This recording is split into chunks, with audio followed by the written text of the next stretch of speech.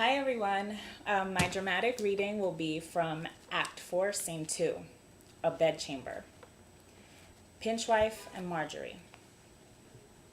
Come, tell me, I say. Lord, hadn't I told it 100 times over? I would try, if in the repetition of the ungrateful tale I could find her alerting it, in the least circumstance. For if her story be false, she is so too. Come, how was it, baggage? Lord, what pleasure you take to hear it, sure. No, you take more in telling it, I find. But speak, how was it? He carried me up into the house next to the exchange. So? And you two were the only in the room? Yes, for he sent away a youth that was there for some dried fruit and China oranges. Did he so? Damn him for it. And for... But presently came up the gentlewoman of the house. Oh, 'twas well she did. But what did he do whilst the fruit came? He kissed me 100 times and told me he fancied he kissed my fine sister, meaning me, you know, whom he said he loved with all his soul, and bid me be sure to tell her so, and to desire her to be at her window by 11 of the clock this morning, and he would walk under it at that time. And he was as good as his word, very punctual. A pox reward him for it. Well, and he said if you were not within, he would come up to her, meaning me, you know, Bud still. So, he knew her certainly, but for this confession I am obliged to her simplicity. But what? You stood very still when he kissed you? Yes, I warrant you. Would you have had me discovered myself? But you told me he did some beastliness to you, as you called it. What was it? Why, he put... What? Why, he put the tip of his tongue between my lips and so muzzled me, and I said I'd bite it. And eternal canker seize it for a dog. Nay, you not need be so angry with him neither. For to say truth, he has the sweetest breath I ever knew. The devil! You were satisfied with it then and would do it again. Not unless he should force me. Force you, changeling?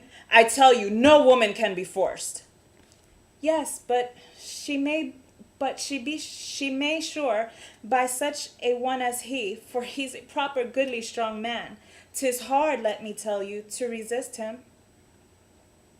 So 'tis plain she loves him, yet she has not love enough to make her conceal it from me.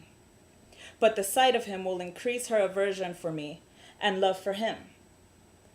And that love instruct her how to deceive me and satisfy him, all idiot as she is. Love 'twas he gave women their first craft, their art of deluging. Out of nature's hands they came plain, open, silly, and fit for slaves, as she and heaven intended them. But damned love, well, I must strangle with that little monster whilst I can deal with him. Go fetch pen, ink, and paper out of the next room. Yes, Bud. Why should women have more invention in love than men? It can only be because they have more desires, more soliciting passions, more lust, and more of the devil. Come, minx, sit down and write. Aye, dear Bud, but I can't do it very well. I wish you could not at all. But what should I write for? I'll have you write a letter to your lover. Oh, Lord, to the fine gentleman, a letter. Yes, to the fine gentleman. Lord, you do but jeer. Sure you jest. I am not so merry. Come write as I bid you. So this particular passage is about Pinchwife having Marjorie write Horner a letter.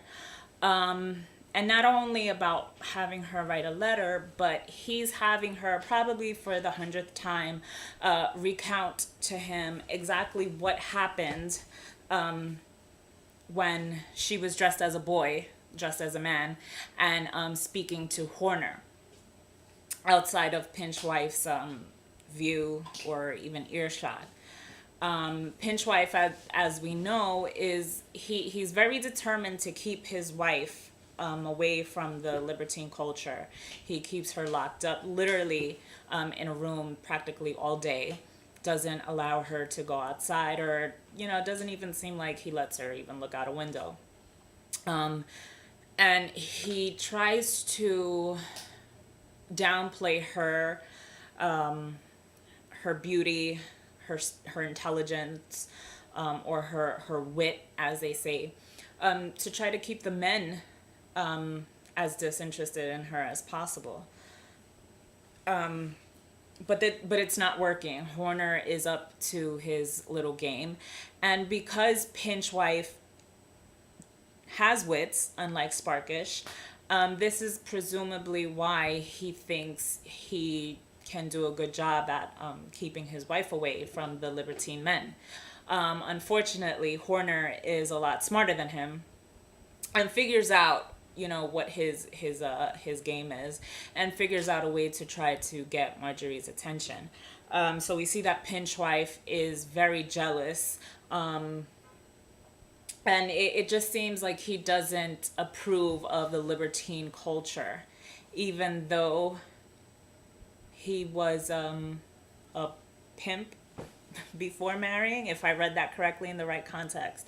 So I found this passage to be rather important because it just goes to show how far, men in the 17th and 18th century, how far they went to keep their women hidden, while they ultimately still lived their own lives and did, whatever pleased them.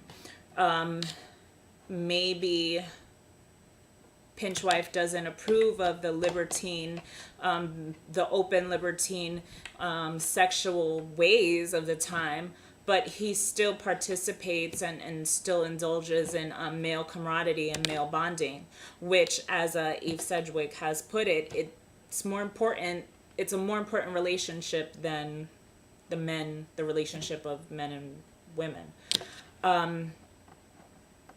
And this, once again, this passage, I feel, has something to do. It is very tied into, the themes of honor, friendship, power, and masculinity. Pinchwife is trying to assert his masculinity and his power over his wife. And in trying to avoid a friendship between Marjorie and Horner.